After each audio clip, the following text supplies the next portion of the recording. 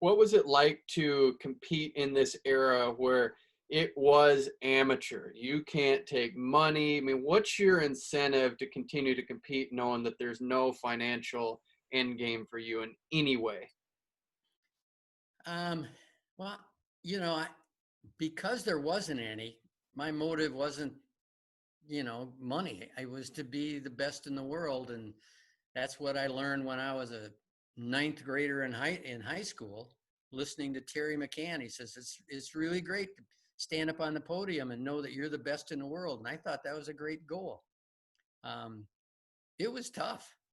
It was really tough because um, I couldn't work. Now, for the Olympics, I had accepted a job at East Lansing Public Schools, but I said if I make the Olympic team, I won't be able to report because I'll be going to Mexico City. And they says, well, then you won't have a job. You better make a decision. Well, there was no decision to be made. If I make the Olympic team, I'm not coming. So I make the Olympic team. I phoned back and said I'm not coming to work. I just made the Olympic team. They says, well, we'll hire somebody else. It was just nonchalant. There was no big deal to them.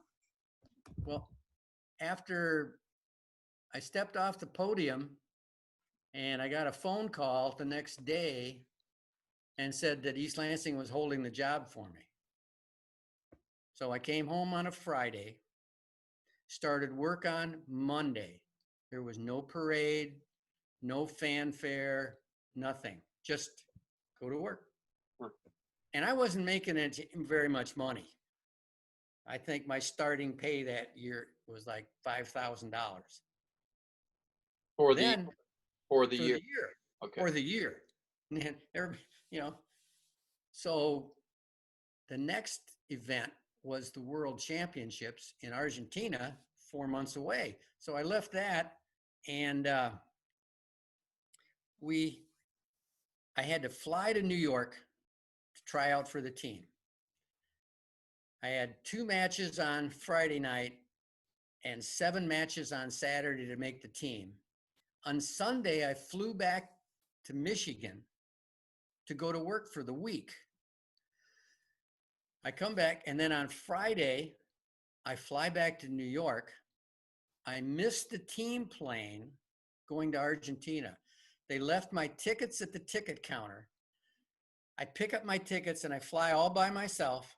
I don't know where my bags are because there was only a half an hour between planes.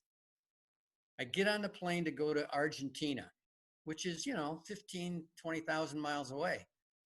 I don't know if my bags are on a plane or not, but I'm on there. I get to Argentina. I'm at Buenos Aires, and I don't know where to go. I have no idea where I'm supposed to be. I was supposed to be in Mar del Plata, which is 200 miles away. Well, how do I get there? And I don't have my bags. So it was, it was the strangest things, but I just kept after it. Somebody said, oh, I saw a poster that said Campeonatos de Mundial de Lucha. So I went there and somebody said, well, get on this plane and go here. So I went down there. I got off the plane there and I found where the World Championships were supposed to be, and I still didn't have my luggage. My luggage didn't show up till a day later.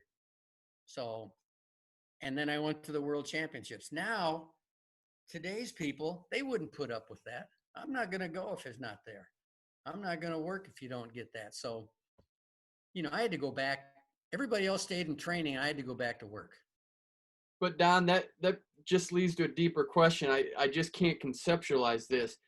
If you can't make a living, how do you live? Like, how do you make money? How do you train? Where does the income come from? Well, here's another thing is I was coaching at the time, but if you were paid to coach, that made you a professional. So I couldn't get paid to coach. So all I am paid to do is be a teacher. I lived very frugally. I was a manager of a rental house in East Lansing. I had the manager's apartment, didn't cost me very much money. You find a way to do it. I don't know. I mean,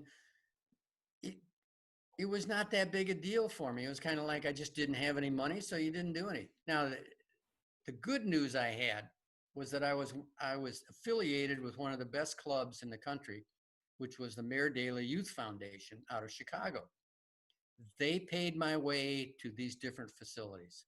They paid my way to New York. They paid my way whenever I traveled. They picked up the room and things like that. So that was taken care of. All I had to do was pick up my tickets.